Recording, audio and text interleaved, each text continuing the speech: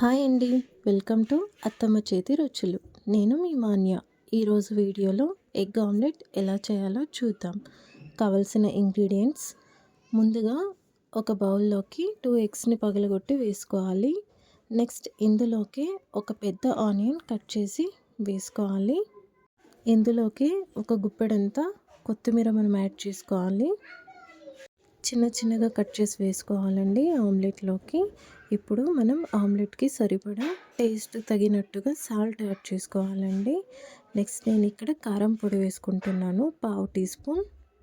నేను ఇక్కడ ఆమ్లెట్కి పచ్చిమిర్చి తీసుకోవట్లేదండి, ఎందుకంటే మా పిల్లలకు తినేటప్పుడు పళ్ళుకు చిక్కుతుంది కాబట్టి కారంకి వాళ్ళు తినరు. సో మీరు కావాలంటే కారపొడిని స్కిప్ చేసి పచ్చిమిర్చి యాడ్ చేసుకోవచ్చు. ఇప్పుడు వీటన్నిటిని బాగా మిక్స్ చేసుకోవాలండి. కారపొడి కదా, అంత భిన్న మిక్స్ అవ్వదు. సో మీరు బాగా మిక్స్ చేసుకోవాలి. ఆమ్లెట్కి మిక్స్ చేసుకున్న తర్వాత నెక్స్ట్ మనం స్టవ్ మీద మీడియం ఫ్లేమ్లో ప్యాన్ పెట్టుకొని, ప్యాన్ హీట్ అయిన తర్వాత మీకు ఏ సైజులో కావాలో ఆ సైజులో ఆమ్లెట్స్ వేసుకోండి. నేను ఇక్కడ 2 ఎగ్స్కి 2 ఆమ్లెట్స్ చేసుకుంటా ఉన్నానండి, మీడియం సైజ్ది.